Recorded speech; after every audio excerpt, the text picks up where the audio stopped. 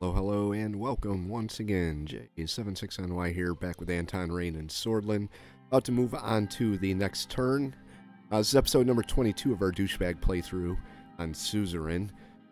Brief overview here. Our economy is in the toilet. We're heading towards depression, so the goal of Anton's second half of his first term is going to be to improve that.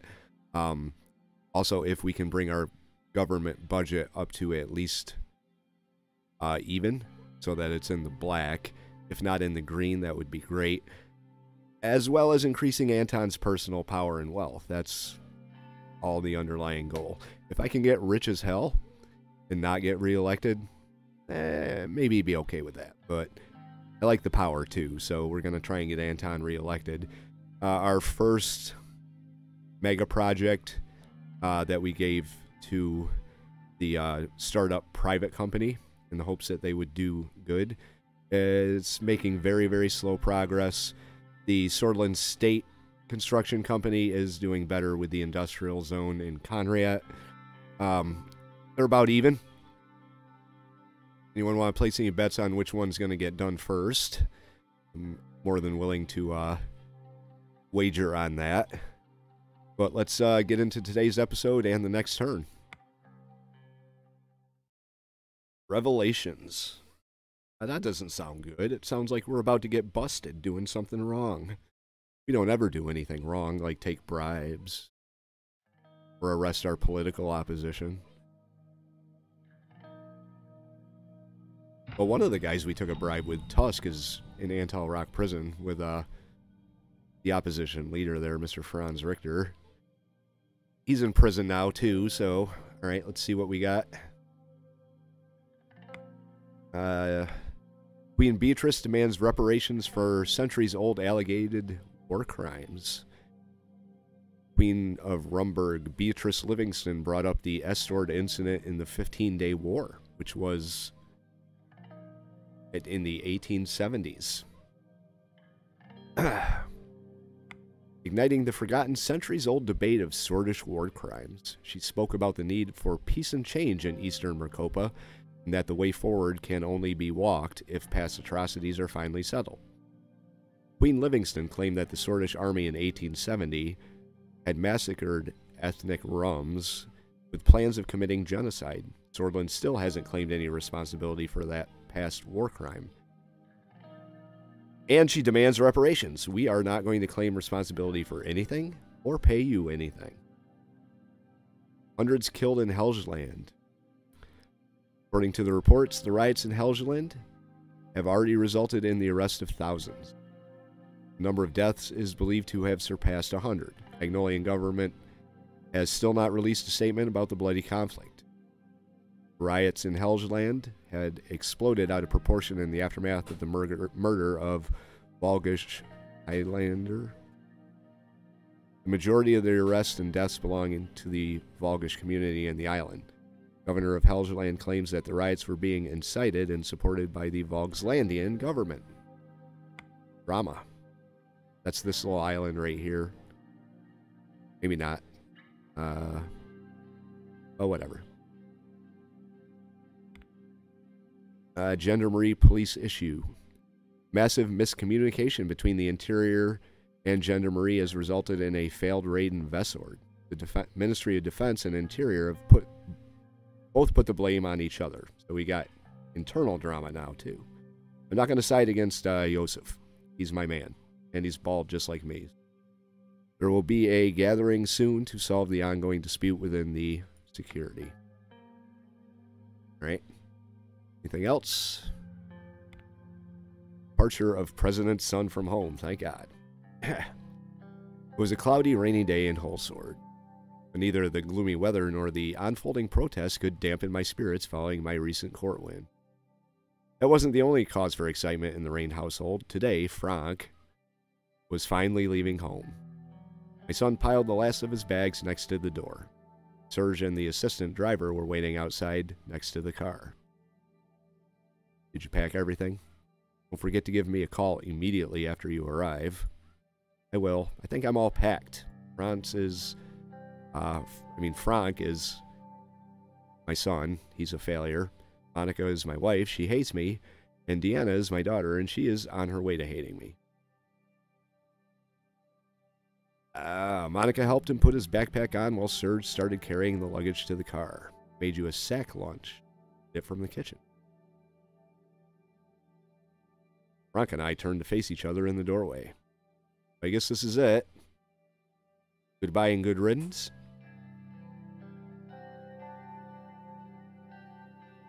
That'd be the most in-character choice I could. And I feel guilty about doing it.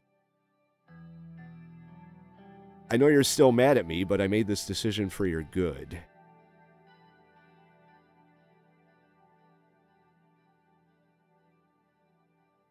I feel so bad about being a dick to my family, but something like that. Franc shifted his weight nervously. Look, Dad, I know you've been kind of a pill since you became president, but you haven't exactly been Father of the Year either. I don't want to leave on a bum note. I mean, who knows when I'll be back. So can we, sign a peace accord? Whatever you government people do? Just get out of my house? Oh, God.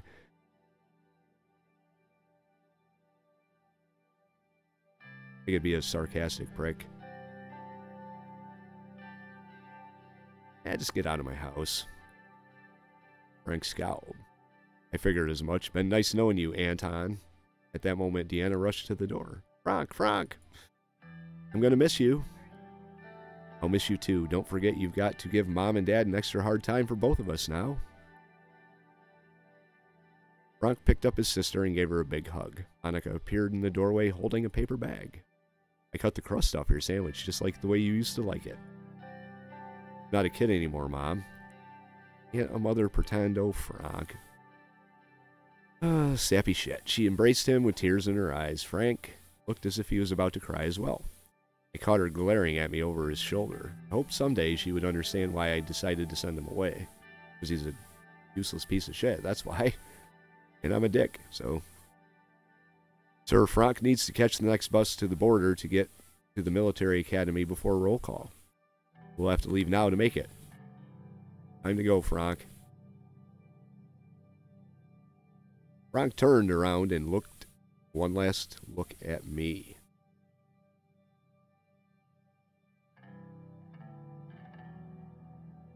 Make me proud. There. I guess I could take a small chip out of the guilt trip that I'm laying on myself right now. Hard to be a dick to your family, but this is kind of the way Anton is. Time to go. Franc waved his hand as he entered the car. The engine started and they were on their way. Monica looked at me as if she was going to say something, turned and headed inside. I watched the car drive down the road until it was no longer in sight, and closed the door. Well, away goes Franc. The military camp somewhere else.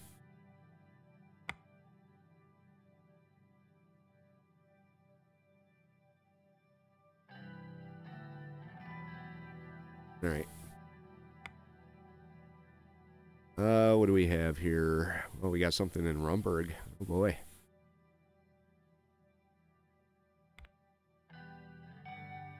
Intelligence report. Vogsland might be preparing for major invasion. Military intelligence has reported a massive buildup of the landing vehicles and Navy ships at the port of Woburn on Vogsland. Our agents are suspecting a massive naval military invasion of Helge Island or Agnolia in the future. It's not fully confirmed, as the buildup could be a mock exercise to divert eyes from elsewhere. Our covert agents will monitor the situation on the ground for as long as possible.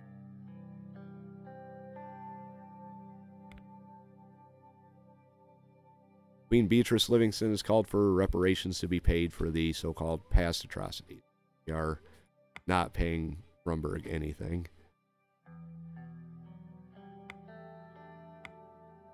Hegel condemns Helgeland governor and threatens intervention. Chancellor of Vogsland, Americ Hegel, has recently condemned the governor of Helgeland in a public statement and threatened to intervene on the island to protect the people. Magnolia went too far. They are massacring our people in Hellsland. If the Alliance of Nations allows this to continue, Volkswagen will intervene in the island to protect her people. This was the last straw, said Chancellor Hagel. Circassian and United Cantonan governments are believed to be in close contact with both leaders to calm the situation. If the superpowers cannot find a solution, the Markian Sea may plunge into chaos. We've already picked a side. I'm going to side with these guys because they didn't want my trade deal, so go with them.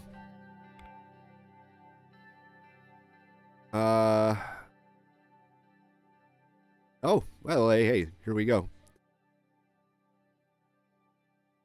The long-awaited L1 railway running from Holsword to Lockhaven has been completed. With Holsword connected to the country's biggest port in Lockhaven, businesses in the region are expected to gain a significant boost. Even though there have been some issues causing it to be delayed, Taurus Holdings had delivered its promise.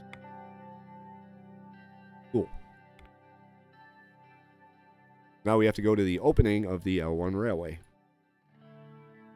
It was finally happening. Tomorrow would be a grand opening ceremony of the L1 high-speed railway.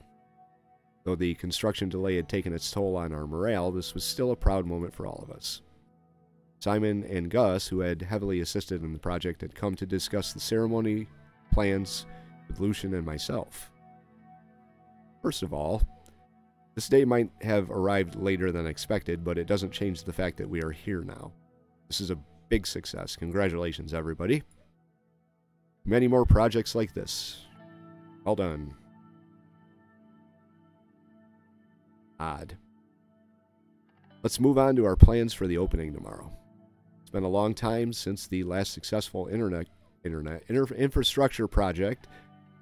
From a public relations point of view, we can certainly capitalize on the occasion. I have a plan on how to do that. If the President accepts, driving the first high-speed train to Lockhaven would be great for our image nationwide, and it sounds like fun. What are your thoughts? I don't support anything beyond the opening ceremony. The railway's completion speaks for itself. I see your point, but involving the President further could be beneficial for the administration. I agree, and I'm going to do it. So, get me on that train. There we go. Sounds fantastic. President arriving to Lockhaven in the driver's seat would make the headlines for sure. Additionally, a large crowd has been invited to the ceremony and will be watching the opening speech.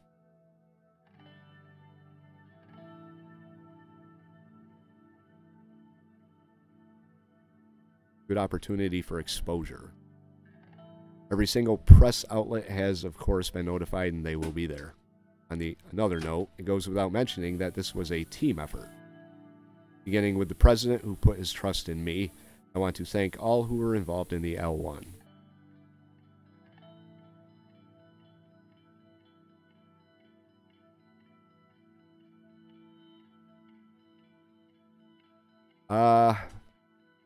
Thank you. I was going to give him credit for it, but I don't want to go too soft here. We had our disagreements, but the important thing was the outcome. Swordfish people have been waiting a long time for this. We will show our best face tomorrow. Meanwhile, I'll make sure that our message about improving the countryside gets across. Alright then, we have lots of work to do. See you tomorrow morning. Goodbye for now. The next morning, a stage had been erected inside the central station. It was a sunny day in our usually cloudy capital city. The crowd looked quite large. I spotted many party members. We took our places on stage. Gave the green light for Lucian, and the opening address began. Why is he making an opening address? He's just my chief of staff. But whatever. Let him have his time in the spotlight. Brothers and sisters of Sordland, I welcome you to Holswordians today as a proud servant of this country. Lucian's voice echoed in the central station. Thousands of Swordish and USP flags began to wave as loud cheers intensified. Without further ado, I invite the President of Sordland to the stage. Holswordians, welcome to the ceremony. L1 citizens, welcome to the opening ceremony. People of Sordland. citizens. The chanting and excitement from the crowd intensified. A large group began singing the national anthem, very cheerful for the opening of a railroad. At the beginning of this journey, we promised jobs and opportunity. We kept our promise. We kept our promise, or there's more to come. There's more to come. I think that sets the stage for the re-election campaigning.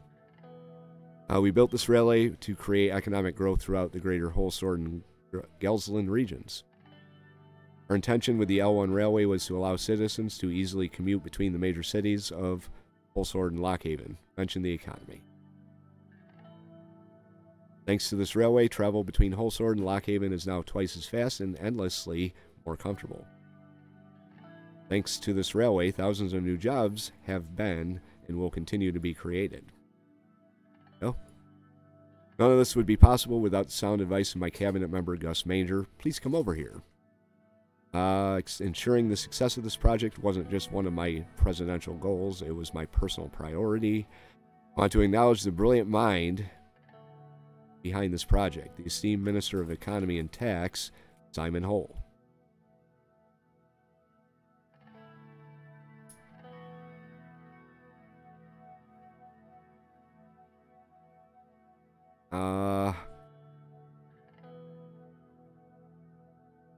Now this is all about me, my personal priority.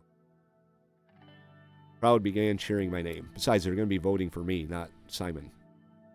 Lucian took his place on the stage to close the ceremony. Citizens of Holsord, there you have it. As promised, Anton Rayne, the 4th president of Sordland, has delivered. He walked towards the line where the first electric train was waiting. Red ribbon was hanging by the door of the train. Simon handed me an oversized pair of scissors.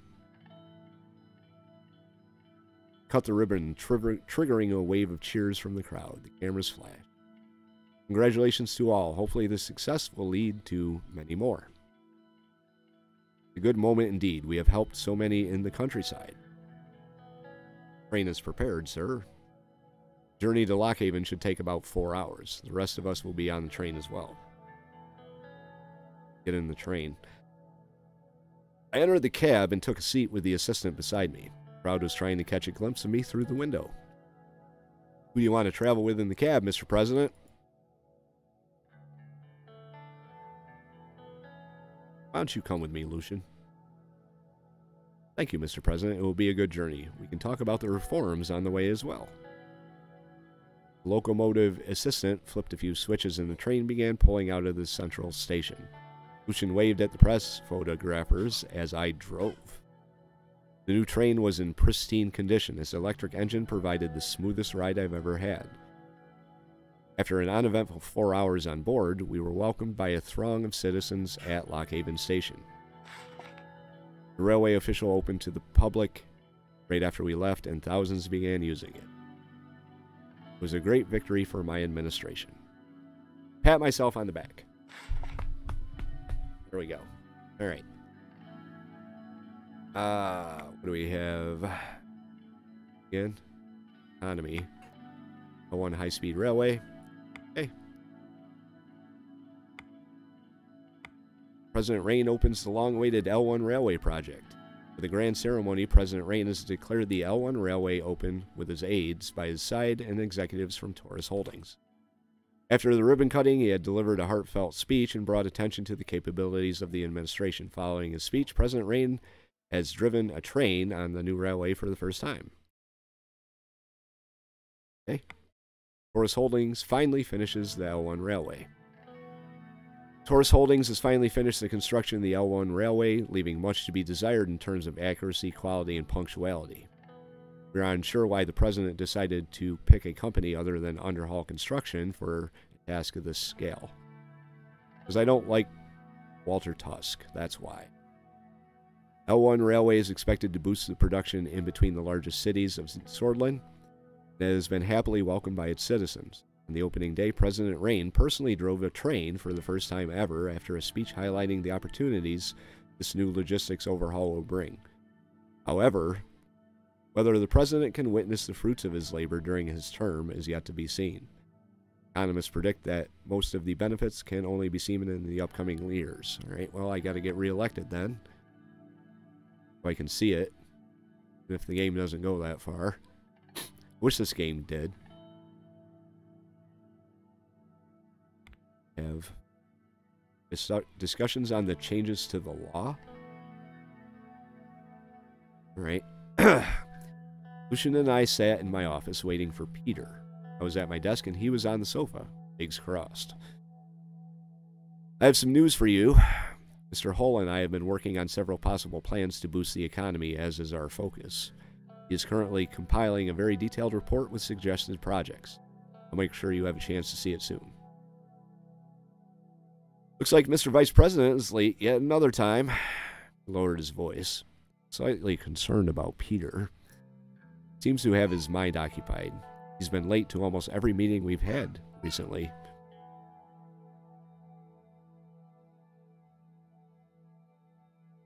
I know Peter well. It's nothing to be concerned about. Suddenly there was a knock on the door. It was Peter. Hey guys, what's up? Why are you so late? There's a large group of PFJP members outside protesting the arrest of Franz Richter. They didn't let me through easily. Don't you have a security detail? He placed the files on my table, took out several documents, and organized them in front of me. Here's everything, just as you ask. Our plans for our next reforms. You can enact new major laws with your emergency powers. You have enough political capital right now. What are your thoughts, Anton? Go over the documents. Oh, my lord.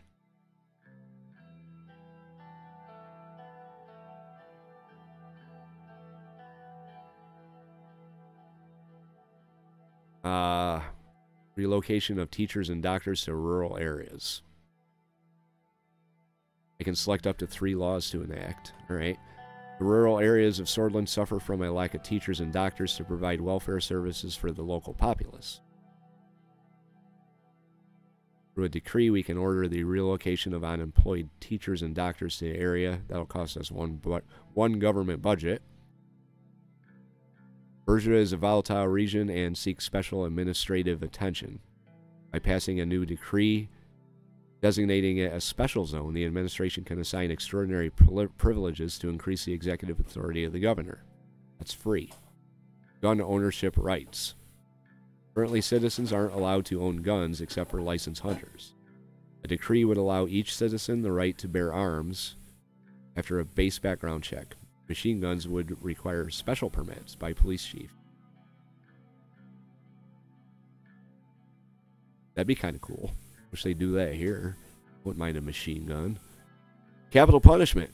Sordlands prisons have hundreds of high-profile criminals serving their time. Capital punishment was outlawed in the 40s, but a new decree can reinstate it for high crimes if dangerous criminals were found guilty through a fair judicial process. Remove independence of the central bank. The central bank is independent to determine the monetary policy of the country. A new decree would remove the independence of the central bank by putting it under the presidency, giving the executive more direct control over the monetary strategy. That sounds good. Fair Trade and Competition Commission. Trade and commerce in Sordland has few regulatory measures resulting in unfair competition at times. A new Fair Trade Commission can establish via decree to push for fair marketing competition by protecting local industries through new regulations. Rural Education Institute. That costs money. Sordland lacks technical and theoretical institutes for rural regions, causing people to migrate to cities for opportunities. A new directive would see the construction of hundreds of education institutes that would teach the rural population in technical and theoretical skills. Allow private prison. Ooh, we can make money off this shit. All right. All prisons in Sordland are run and funded by the Ministry of Interior. A decree would be passed to allow private companies to construct and operate prisons for profit while still adhering to the rules of and guidance of the Interior. -2. Holy shit. -2. Freedom of speech is protected in Sordland, but with the rise of new media, private organizations gained a massive influence on society. With a new decree, we could create a government agency, the SRSC, which is the Swedish Radio and Television Supreme Council. The SRSC that could protect the independence of the media or control it. Retirement age of Sordland has been increasing to 65 in the mid-40s due to economic stagnation. The older voting blocks are requesting a decrease. Our administration can pass a decree that would lower the retirement age to 60 and cost a lot, so no. And we're not giving people free drugs. We are going to...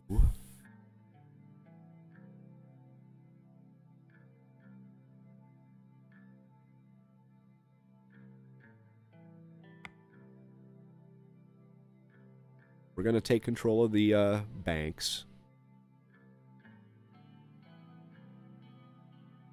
We're going to allow private prisons to make money.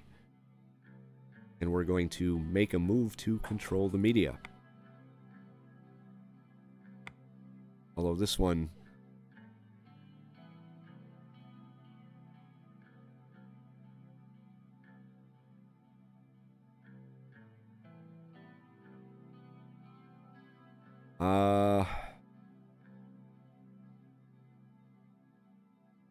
We're going to take over everything. Here we go. You're about to use your powers to change the law in Sordland. What about your decision? Yes.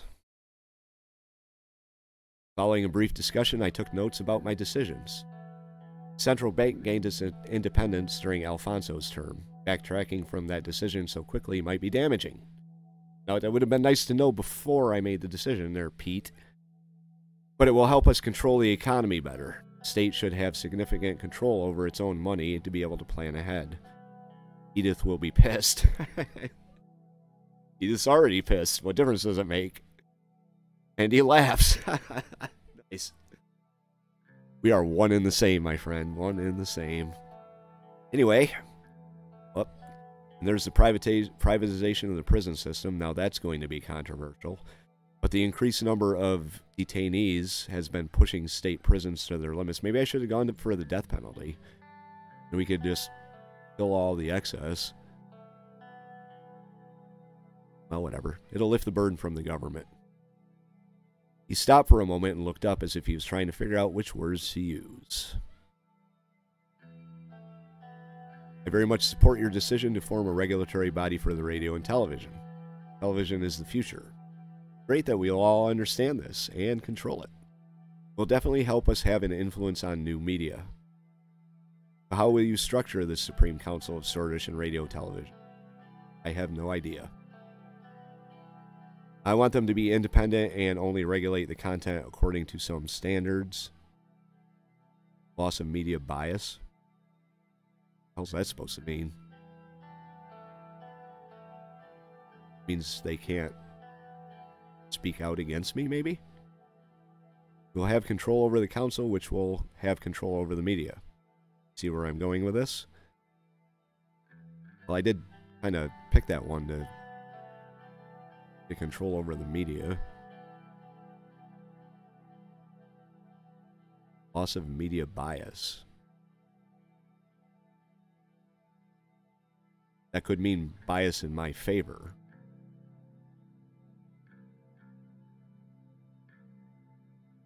I don't want that, so we'll go with this one. Of course, it will be the perfect tool to manipulate the public. Oh, Lucian. Lucian. Well, we both respect your decisions, Anton. But now that everything's settled, I should get to work. Catch up soon. We actually have 6 more minutes. What the fuck? But very well, let's call it here. Thanks, guys. I watch the radical spaz.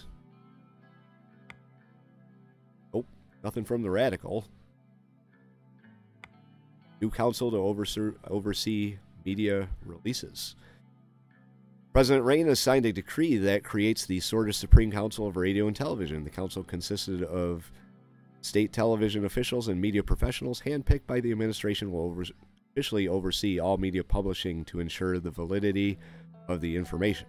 Mark Zuckerberg will be at its head. Wait. Like 60 years too soon. The palace wants to ensure citizens receive accurate and correct information, determined by me. The act is welcome in a day and age when sort of citizens... Really? Alright, whatever. Central bank liberate from the top 1%. President of Sordlands, Anton Rayne, has declared the central bank will be under the administration of the state. For so long, the central bank has been controlled by the elite few with their huge fortunes that was made on the back of hardworking Sordlands people. Their interest lies not only in the good of the country, but rather in themselves. They have been nothing but puppets, dancing to the influences of outside nations such as Arcasia and Lesbia. President's action today has severed the strings of control from them, moving Sordland to be a powerful independent nation as a whole, with me in charge. Rayne opens lucrative possibilities with private prisons. By allowing private prisons in Sordland, President Rayne opened up a vast potential for entrepreneurs to both boost the Sordlands economy, which I haven't seen yet, and reform the criminal justice system. The government has long sunk too much of our tax money into public prisons while failing to take full advantage of our country's incarcerated population.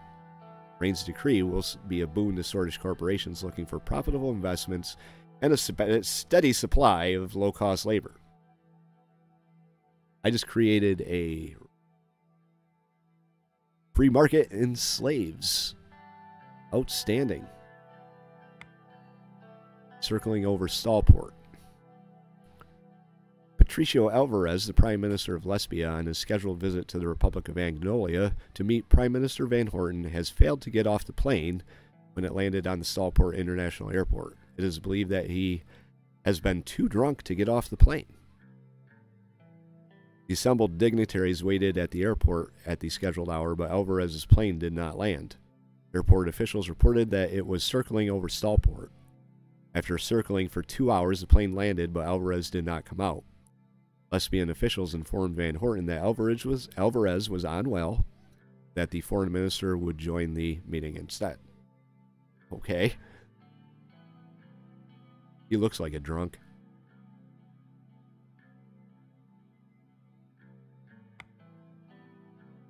Alrighty.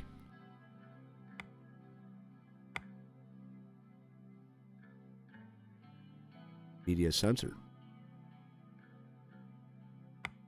Private prisons. Factions.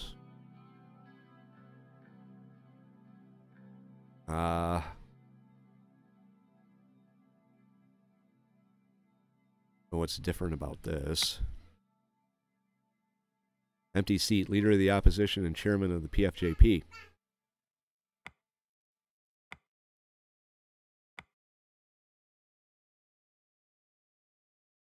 Guess we can't do anything about that.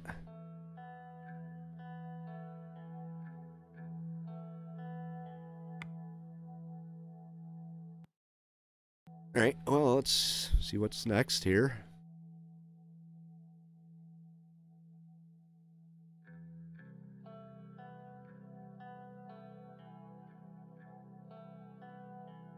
State-of-the-art military equipment and tanks enter inventory. Sordland's Minister of Defense, General Josef Lancia, is reporting that the efforts to modernize the army is complete.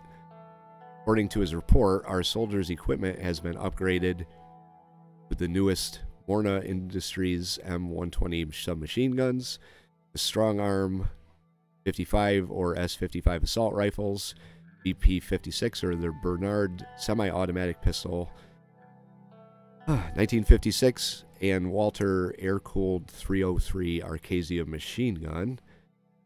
Furthermore, our H3 whole sword heavy tanks have been upgraded to its newest model, the H4. Whole sword heavy tanks with 25 to 185 millimeter armor and a more powerful engine.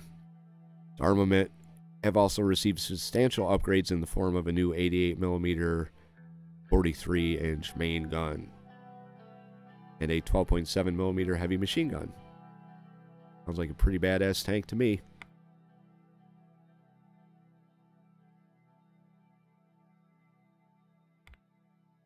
Gelsword commercial activity increases. Commercial activity reports coming from the Ministry of Economics display that a record number of new companies are being founded in the Gelsword due to an economic boom. Okay. The report also indicates an increase in the logistics intake and output of the city is driving the tech company growth. The Research Council of the city has also reported positive growth for the next few years. Gelsword also reported the most visits of passengers ever, with people from Whole Sword taking the high-speed rail to see the city just for fun. The largest group of visitors are still scientists and students. All right. Anything else? See it, so... trade talks with the president of Lesbia. President of Lesbia.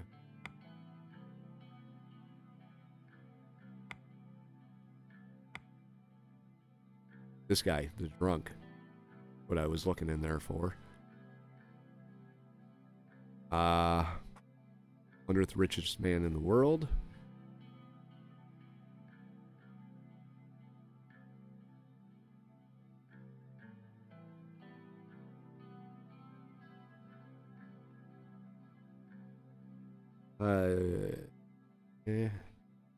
Politically, we may be on opposite sides of the aisle, at least from what I see from that. But I think we're going to wait till the next episode to get into the trade talks with the drunk.